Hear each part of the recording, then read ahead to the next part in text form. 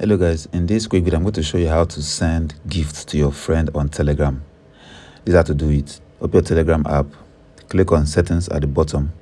You have to scroll down and look for where it says send a gift. Click on it. From here you can choose the friend you want to send a gift.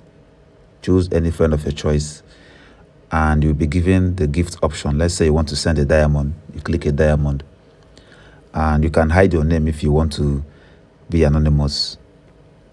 Or you can input a text. You can say, take this gift,